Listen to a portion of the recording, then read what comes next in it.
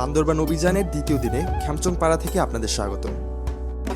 আজকে আমরা যাব চিম্বুক রেঞ্জের দ্বিতীয় উঁচু পাহাড় রুংরাং সামিট করতে।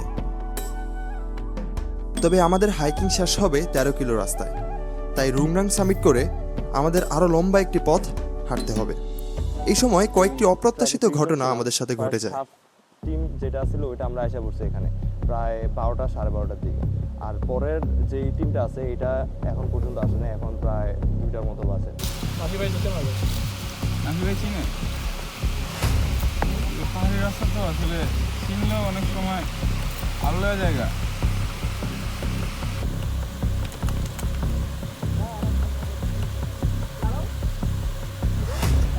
So let's start the adventure.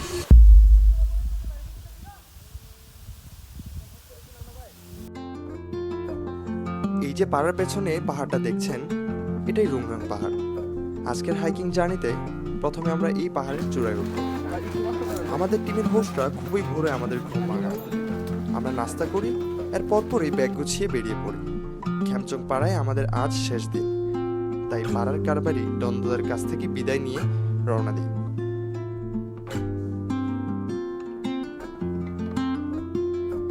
প্রথম পর্বে আমরা চিম্বুক রেঞ্জের সর্বোচ্চ পাহাড় ক্রিস্তং সামিট করেছিলাম। ক্রিস্তংয়ের পথে যতই হাঁটছিলাম ততই মুগ্ধ হচ্ছিলাম। ছায়াময় সবুজ বনভূমি প্রেমে আমরা মাতাল হয়ে উঠছিলাম। যারা প্রথম পর্বটি মিস করেছেন তারা অবশ্যই দেখে নেবেন।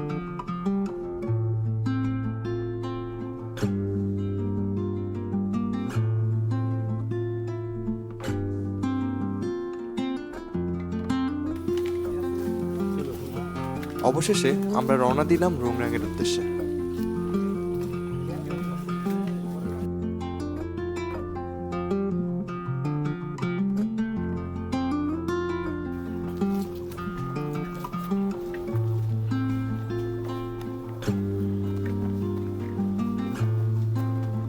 পাহাড়ের বুকে তখনও সকালের রোদ ফোটেনি।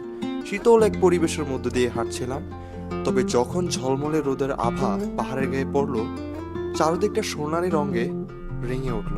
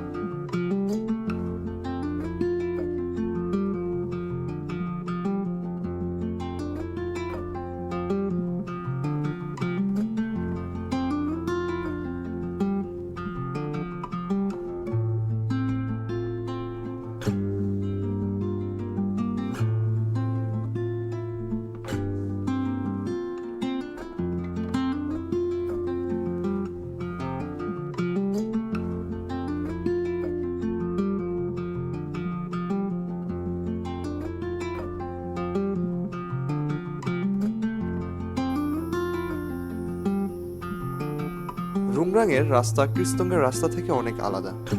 মাত্র 2 থেকে 2.5 ঘন্টার ট্রেকিংয়ে আমরা পৌঁছে যাই রুংরাংয়ের সামিট পয়েন্টে।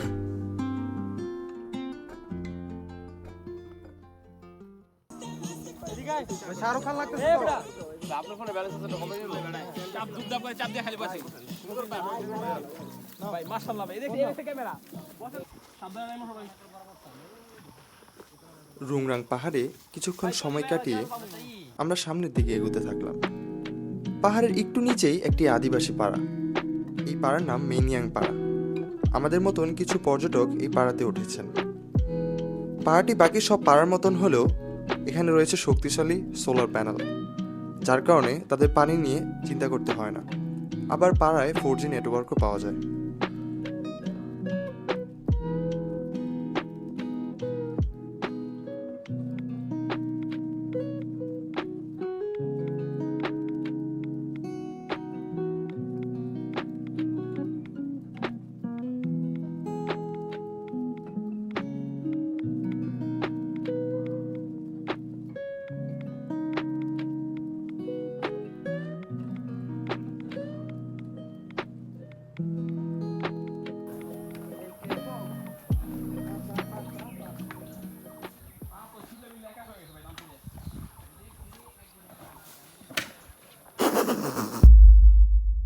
আর এখান থেকেই আমাদের ভাগ্যের চাকা উল্টো দিকে ঘোরা শুরু করলো।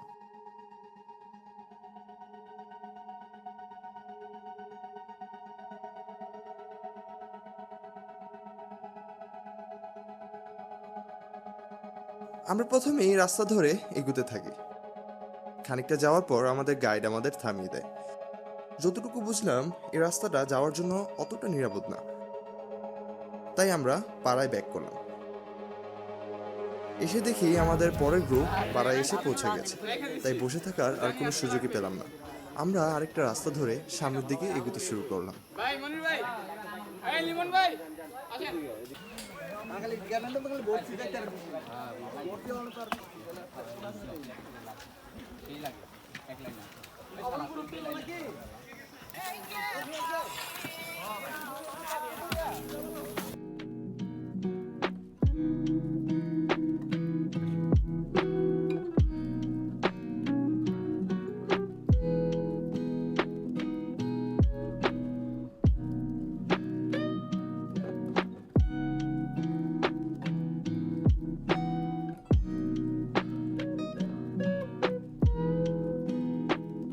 আমি মনে করেছিলাম প্রাকৃতিক সৌন্দর্য যা দেখার ক্রিস্তম রুংরাং সামিটেই দেখে নিয়েছি, বাট এই ট্রেলটা ইনসেনলি বিউটিফুল, যার কারণে আমরা এই কড়া রোদের মধ্যে দাঁড়িয়েও ছবি তোলার জন্য ব্যস্ত হয়ে উঠেছিলাম।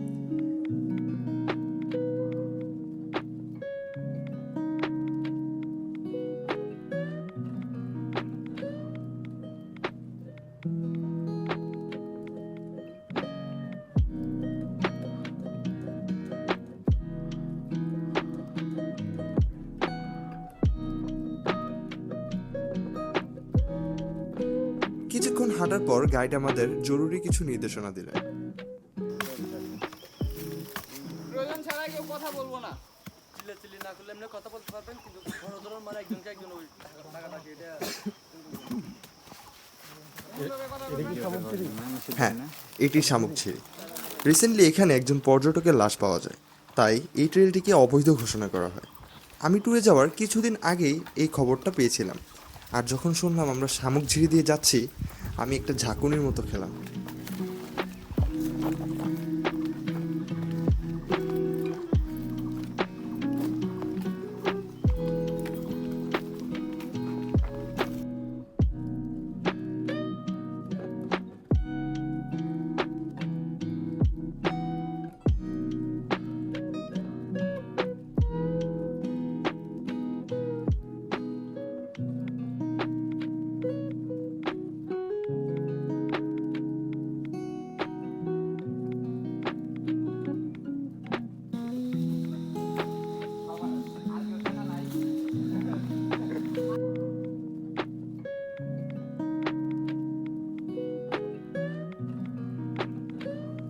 আমাদের জোরে কথা বলতে বারণ করায় আমরা নিঃশব্দে এগোতে থাকি। হঠাৎ অপ্রত্যাশিতভাবে আমার হাঁটুতে ব্যথা পাই। ব্যথা নিয়ে কিছুক্ষণ হাঁটলেও এক পর্যায়ে মাটিতে পা ফেলাটাই যেন কষ্টসাধ্য হয়ে ওঠে। বিশ্রামের জন্য থামবো ভাবছিলাম, তখনই পানির কলকল শব্দ কানে আসে। সামনে একটা ঝিরি। এই অনুভূতিটা বলে বোঝানো সম্ভব না।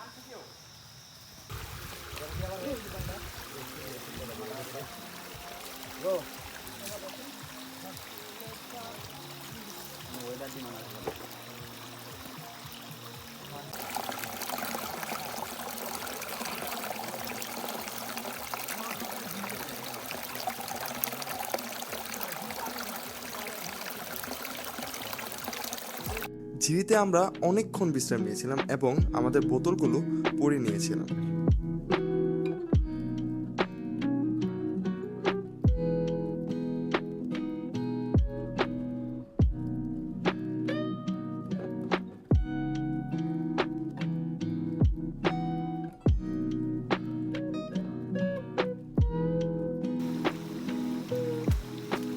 আমরা ঝিরিপথে নেমে গেলাম। এ যেন এক ভিন্ন ভবন। ছোট বড় পাথরের গা ঘেঁষে একে বেঁকে স্বচ্ছ পানির ধারা নিচের দিকে নামছে। এর মধ্য দিয়ে হেঁটে যাচ্ছি আমরা।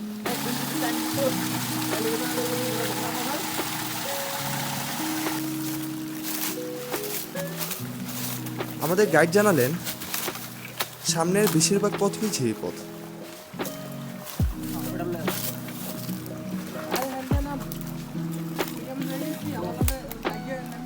আচ্ছা প্রায় না খাওয়া দাওয়া না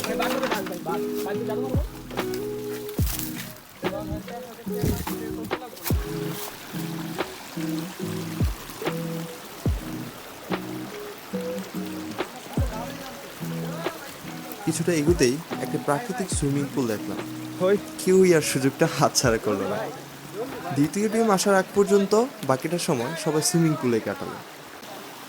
আর এই পুলের একটু সামনেই প্রকৃতির এক ভয়ঙ্কর সুন্দর রূপ, শামুক ঝর্ণা। ভয়ঙ্কর সুন্দর বলার কারণ, আমি ট্যুরে যাওয়ার কিছুদিন আগে হাসান নামের এক যুবকের মরদেহ এই ঝিরি থেকে উদ্ধার করা হয়, যার কারণে জায়গাটা অনেক সুন্দর হলেও আমরা কোনোভাবেই এইখানে বেশি সময় কাটাতে চাইছিলাম না। দ্বিতীয় টিম আসার আগ পর্যন্ত আমরা কিছুক্ষণ ছবি তুলব, তারপর দুই গ্রুপ একসাথে হলে 13 কিলোর দিকে হাঁটা ধরব।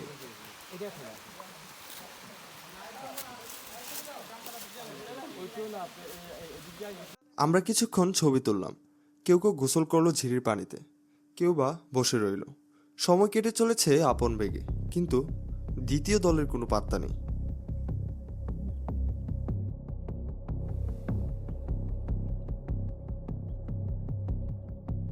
আমরা কোনোভাবেই চিন্তা করতে পারছিলাম না যে একটা টিমের 12 জন মেম্বার পথ ভুল করে হারিয়ে গেছে। আসলে চিনে এই পাহাড়ি রাস্তা তো আসলে চিনলেও অনেক সময় আলাদা জায়গা। বড় একটা প্রবলেম হয়ে গেছে, ওইটা হলো আমরা যেই ট্র্যাকে 30 জন ছিলাম, ফার্স্ট হাফ টিম যেটা ছিল ওইটা আমরা এসে পড়ছি এখানে প্রায় 12টা সাড়ে 12টার দিকে।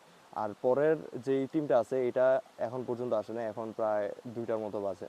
তো খুবই টেনশন হতেছে, আমাদের গাইড বারবার দৌড়াদৌড়ি করতেছে, ওইখানে চলে গেছে। তো একটা মিটিং পয়েন্ট আছে যে এখানে প্রত্যেকটা রাস্তায় একসাথে মিট করে, তো ওই জায়গার মধ্যে যেয়ে বসে আছে। আমরাও সম্ভবত ওই জায়গায় যাইতে হবে। তো আমি জানি না আমাদের টিম মেম্বারদের কী অবস্থা এখন, বাট আশা করি ঠিকঠাক হয়ে যাবে। এখানে আমরা আনুমানিক প্রায় 2 ঘন্টার মতো বসে আছিলাম। প্রথমে খুব আনন্দিত ছিলাম, কিন্তু এখন খুবই বিরক্ত লাগতেছে এই বিষয়গুলো দেখে। আরেকজন হোস্ট গেছে তাদের সাথে, তো আশা করি উনি আবার পিছনে আইসা আমাদের সাথে যোগ দিতে পারবে। এখানে আরেকটা প্রবলেম হলো, আপনার 5টার মধ্যে আমরা আর্মি ক্যাম্প ক্লিয়ার করতে হবে। যদি না করতে পারি তাহলে আমাদের সামনে যে পাড়াটা আছে ওইটা হলো আপনার আমাদের থাকতে দিবে না, কারণ এই পুরোটা শামুক ঝিরি পুরোটাই হলো নিষিদ্ধ। কারণ এখানে কিছুদিন আগে রমজানের সময় একজন মানুষ মারা গেছে। আমরা এখান থেকে অফ ট্রেলে আসতেছিলাম কারণ ওইদিকে রাস্তা ভালো না। তো এখন যখন আসছি তখন খুব বাজেভাবে ফাঁসা গেছে।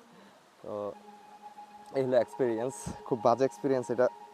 দিস স্যার, খুব বাজে এক্সপিরিয়েন্স এটা।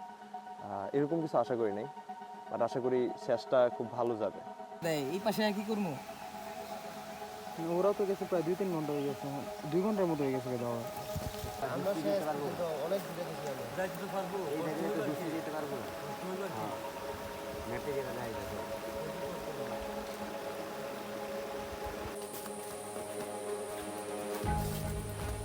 আমরা আসার সময় কয়েকটি জায়গায় নেটওয়ার্কের সন্ধান পাই, তাই নেটওয়ার্কের আশায় আমাদের ট্যুর হোস্ট তালহা ভাই এবং আমি পাহাড়ের দিকে রওনা হই। আমরা প্রায় 15 মিনিট যাবৎ হেঁটেই চলেছি, কিন্তু কোথাও কোনো নেটওয়ার্কের সন্ধান নেই। এক পর্যায়ে অফ রেলে গিয়ে একটি পাহাড়ের ওপরে ওঠাতে কিছুটা নেট পাই। সাথে সাথে কল করে হেড অফিসে আমাদের সিচুয়েশনটা জানাই। আসছে, ফাইনালি আসছে। মাথা ভর্তি দুশ্চিন্তা নিয়ে যখন ব্যাক করছিলাম, তখন একটি ভুল ট্রেল থেকে আমাদের টিম মেম্বারগুলোকে আসতে দেখি। বিপদের সেই কালো ছায়াটি সাথে সাথে সরে যায়। Finally we are going. আমরা কোনো সময় নষ্ট না করেই 13 কিলোর দিকে এগিয়ে চলি।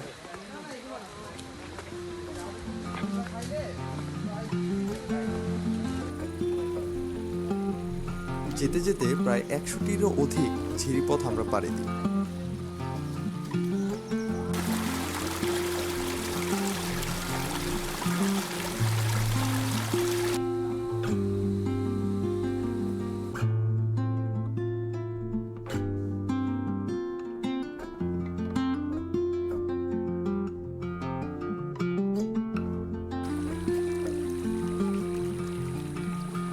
আর যখন আমরা 13 কিলো রাস্তায় উঠি তখন সন্ধ্যা নেমে গিয়েছে।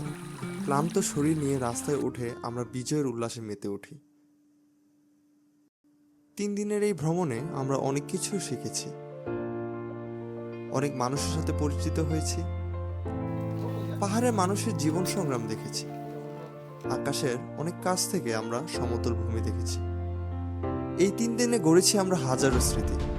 সময় বয়ে যাবে, তবে এই স্মৃতিগুলো আমাদের কাছে রয়ে যাবে আজীবন।